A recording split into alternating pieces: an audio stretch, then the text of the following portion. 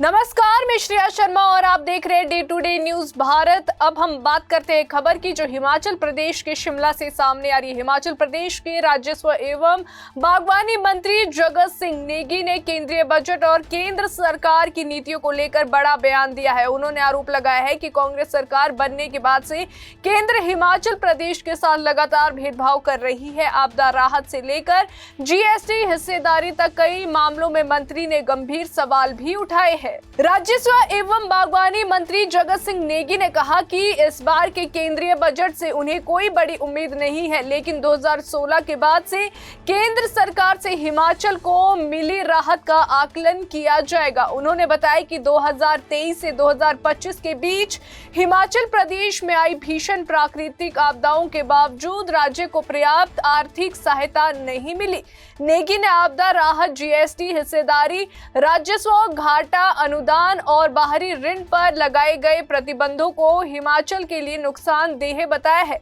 उनका कहना था कि छोटे और शांतिपूर्ण राज्य के साथ केंद्र को जो है न्यायपूर्ण रवैया अपनाना चाहिए। और क्या कुछ कहते हैं राजस्व एवं बागवानी मंत्री जगत सिंह नेगी, आइए सुनते हैं। यूनियन बजट से कोई ज्यादा उम्मीद तो है नहीं अभी, पर हिमाचल के संदर्भ में हम जरूर इंतजार करेंगे कि 16 जो फाइनेंस है उससे कितना हमें राहत मिले या ना मिले, वो भी अब एक आने वाले समय में मालूम होगा। पर हमारा ये कहना है कि पिछले कुछ सालों से, जब से कांग्रेस की सरकार बनी है, केंद्र सरकार जो है हमारे साथ भेदभाव कर रही है। चाहे आपदा के समय हो, चाहे हमारा जीएसटी का हमारा शेयर है, चाहे रेवेन्यू डेफिसिट ग्रांट है, चाहे हमारा एक्सटर्नल बोरिंग के ऊपर जो हमें जो है इन्होंने एक किस्म से पाबंद किया है क्योंकि हमने ओपीएस को लागू किया है। तो ये सब बातें जो है हिमाचल को जो है चिंतित कर रहे हैं और हम अभी उम्मीद करते हैं कि अब तो कम से कम कुछ इंसाफ छोटे राज्य खासकर हिमाचल जैसे से हो, जिसमें लगातार 23 और 25 में बहुत बड़ी जो है प्राकृतिक आपदा हुई है और जो केंद्र की तरफ से जो हमें जो है एक उदारपूर्ण रवैया अपनाना चाहिए और हमें जो है जो एक छोटे प्रदेश को जिस तरह से बजट की जो है एक आपूर्ति करनी चाहिए केंद्र को, वो करे। उसके हम उम्मीद करते हैं कि कुछ मिले, रेलवे में कुछ मिले, कुछ हमें जो है बागवानी और कृषि के लिए अलग से कोई कुछ मिले, क्योंकि ये शांत प्रदेश है। यहाँ पर सब कुछ होने के बावजूद हमें जो केंद्र की तरफ से एक सहयोग नहीं मिल रहा है। अब तो मनरेगा जो है महात्मा गांधी राष्ट्रीय रोजगार गारंटी योजना, उसको भी इन्होंने पटरी से उतार दिया है। तो बहुत सारी जो है समस्याएं हैं हिमाचल जैसे छोटे शांत प्रदेश को, और केंद्र में फिर सरकार जो है दूसरी पार्टी के होने के कारण हमारे लिए उदासीन रवैया तो अपनाए हुए है। तो उम्मीद करते हैं कि देखते हैं 1 तारीख को कुछ परिवर्तन होता है या वही जो है लकीर की फकीर वाली बात होती है। वहीं नेगी ने विश्वविद्यालय और व्यावसायिक कॉलेजेस में जो है अल्पसंख्यक छात्रों के साथ भेदभाव को लेकर भी गंभीर आरोप लगाया है। उन्होंने कहा है कि कई बार छात्रों को माननीय अदालत का सहारा लेना पड़ा और माननीय सुप्रीम कोर्ट के निर्देशों के बाद ही विश्वविद्यालय में अल्पसंख्यकों की सुरक्षा के लिए कानून बनाना पड़ा। उन्होंने आरोप लगाया है कि भाजपा ने मजबूरी में संशोधन किया, लेकिन इससे जुड़े संगठन अब अल्पसंख्यकों के खिलाफ आंदोलन कर रहे हैं, जो देश की एकता के लिए खतरा है। जगत सिंह नेगी ने कहा कि कश्मीर से कन्याकुमारी तक एक भारत की बात करनी है तो अल्पसंख्यकों के साथ न्याय करना होगा। संकीर्ण सोच जो है देश के भविष्य के लिए खतरा है। लंबे समय से यूनिवर्सिटीज में और कॉलेजेस में, खासकर प्रोफेशनल कॉलेजेस में जो है माइनॉरिटी जो कम्युनिटी के जो स्टूडेंट्स हैं उनके साथ हर प्रकार का भेदभाव किया जा रहा था और ये जो है बहुत जो है चरम पे पहुंच गया भेदभाव। यहाँ तक कि बहुत सारे स्टूडेंट्स को अपने जान से हाथ भी धोना पड़ा और उसको लेकर समय समय पे जो है कोर्ट्स में भी जाते रहे। और अभी जो संशोधन हुआ है, कोई ये बीजेपी वालों ने अपनी तरफ से जो है हमें माइनॉरिटीज को कोई सौगात नहीं दिया है।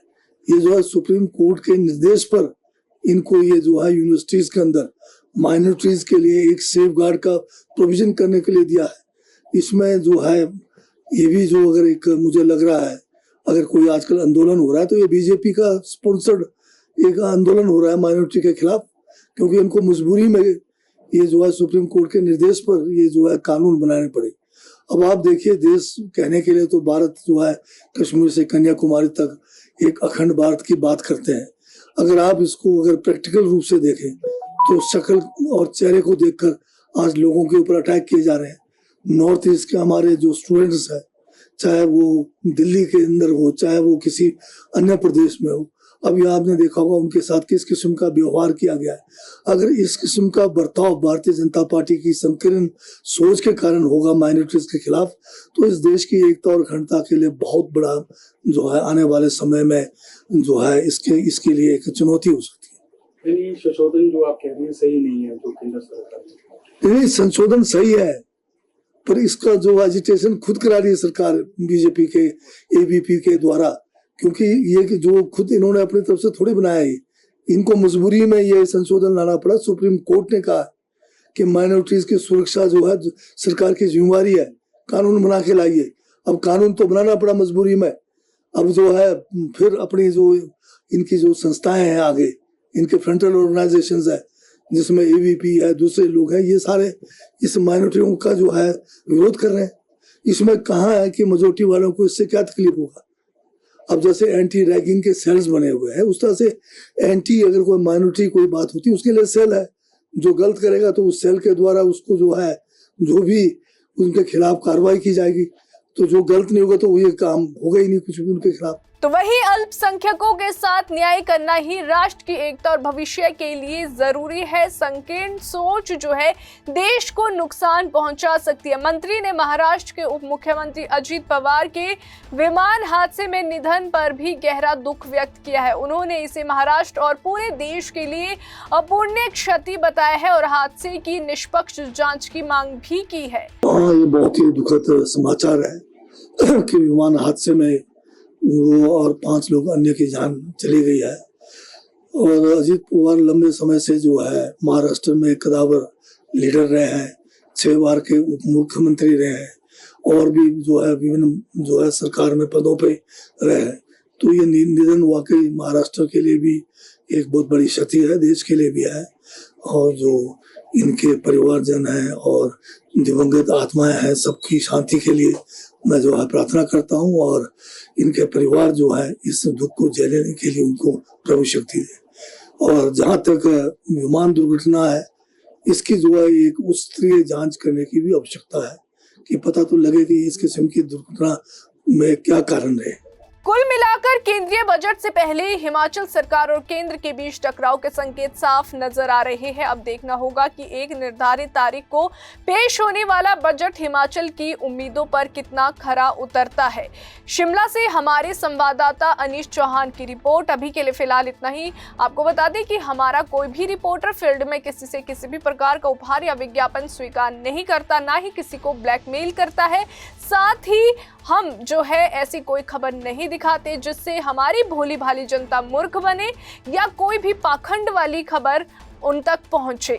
तो अभी के लिए फिलहाल इतना ही। देश और दुनिया की ताजा खबरें जानने के लिए देखते रहिए day to day news Bharat और हमारे चैनल को लाइक, शेयर और सब्सक्राइब करना ना भूलें।